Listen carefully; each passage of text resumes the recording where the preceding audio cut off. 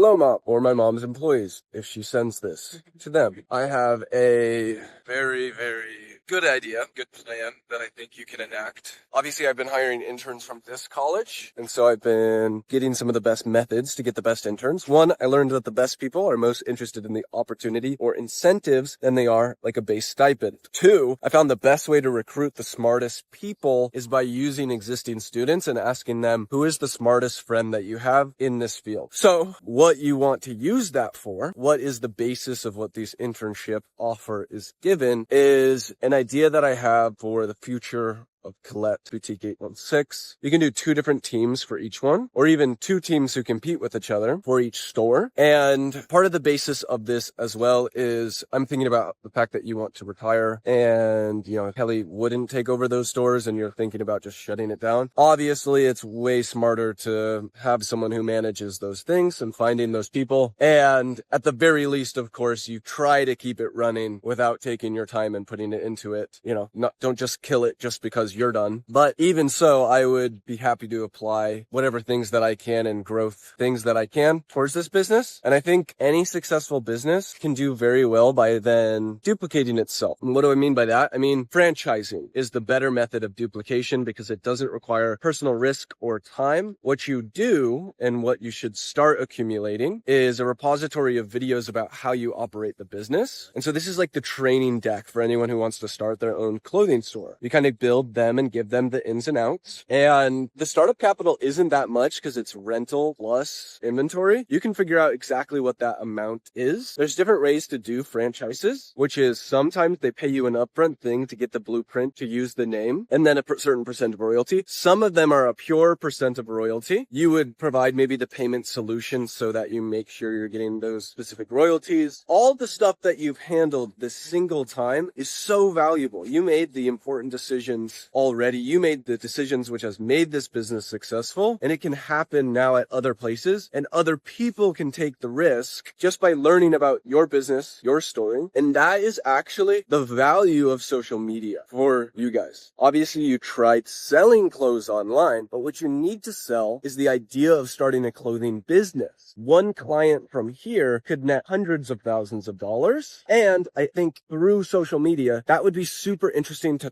tons of women who want to start a clothing store near a college campus, even students who want to come together whose parents may support their entrepreneurial journey. And so you reach these people by doing Instagram stories, shorts, Facebook lasso. You can use the same piece of short form content for that. The website is optimized to get people to start their own Colette. You show off the profit. That always wins. There's so many gurus selling crappy courses and ways to make money when they're not even making money themselves. You have a real business with real valuable methods, with real insights, and that is the thing that can be taken and fleshed out across the nation. And then once you have a global nation network and much larger social media, that's when an online store could become a thing. Physical locations plus the one. And you could just have one big warehouse which ships all the orders.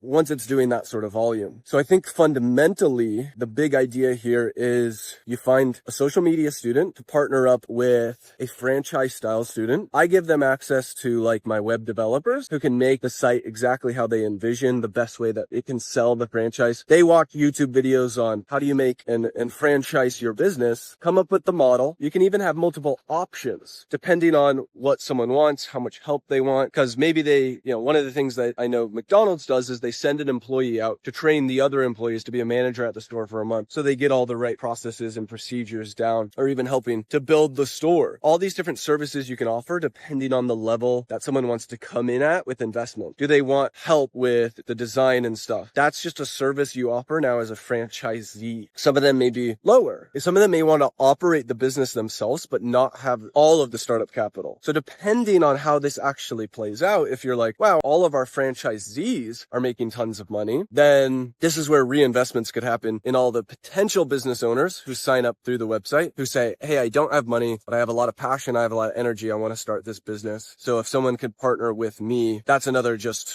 resource that you find online. It's almost like what I did with Nutrihailer. I found TikTok ambassadors from us posting on TikTok. So the other people who ordered would also become our marketers. This is, I think, what the future of Colette and Boutique 816 could be in a really big way. I think social media, in order to sell business paths, has never been more powerful. And your profit margin per each sale is massive. I think a lot of people want to start a clothing store. And I think if every day an Instagram reel was posted, which said, here was our revenue, here was our profit, that would be one channel, which would bring in a ton of people from the business side who would want to start their own store. So I feel like the marketing's easy. That's interesting because people love the behind the scenes of business metrics. And I think some really good students would hop on board of this with the incentive of taking 10% of the profit from these franchise companies. So you could give them a base stipend if they really want or need it, but you could also just connect, I wonder, with the business school at the college. I'd never tried in America, but obviously I'm working with the owner of this school and he's allowing me to start my own viral media course with 400 of the students here. So they're now 400 free employees for me. They get the experience of creating real content. I'm providing that as basically the service is, hey, here's real companies and here's the pathway that I use to